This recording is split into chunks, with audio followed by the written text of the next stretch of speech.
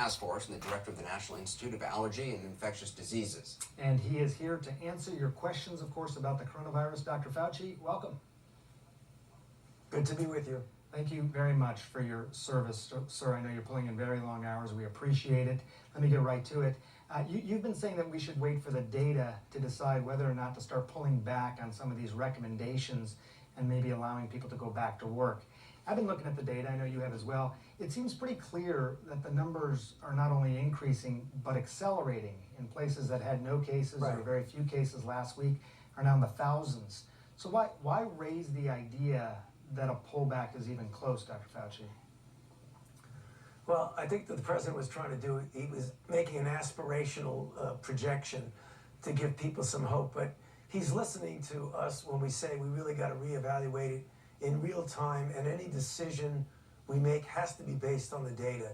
I mean, you know, the numbers that you showed, when you have a situation when the cases today compared to tomorrow is increased dramatically, and then the next day is increased dramatically, that's no time to pull back. That's when you got to hunker down, nail down, mitigate, get the people taken care of. That's what you got to concentrate on. You have to go with the data.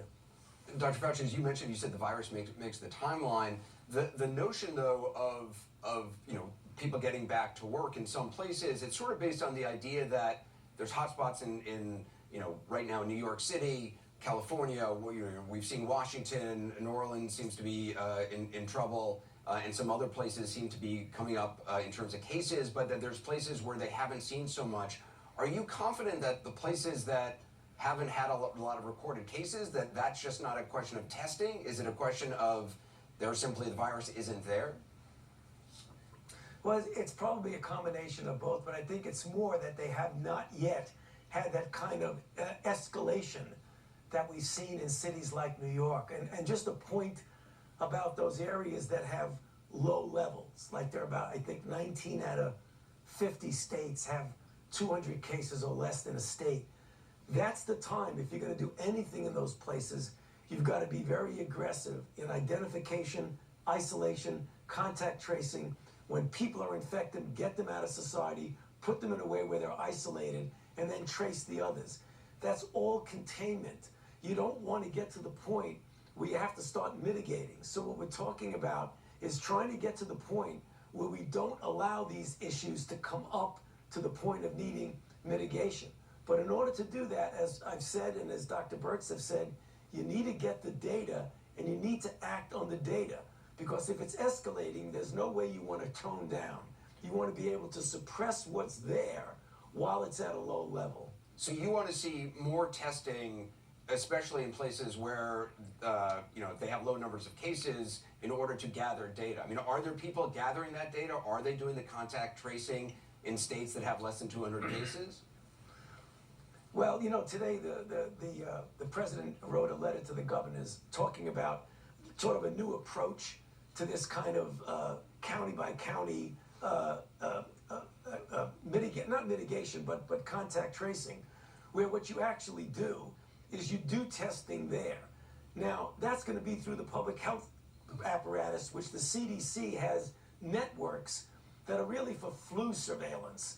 And you can adapt those networks to be coronavirus surveillance. When you do that, then you could plug in the identification, isolation, and contact tracing. Again, it's going to attempt to do that. I hope they'll be successful, but that's what the plan is, to use that network to do the kind of surveillance we've done with flu. Dr. Fauci, so we have, sort of 3 months worth of data now, 150 or so countries, I think, where this virus is been present. At what point do you say we have enough data, that we really can start to set a timeline? I know you say that the virus will dictate the timeline, but we must know a lot more now than we did even a couple weeks ago.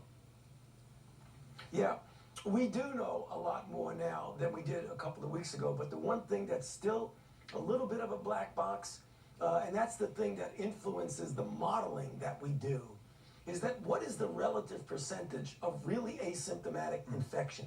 Because that influences everything. That influences transmission, that influences contact tracing, and that certainly influences the dynamic of the models that you use. So if you're going to model how you do things, You really have to have the data of know what you're dealing with. That's why it's so important to do that. Now that we have so many more tests available, we've really got to get out there and do that.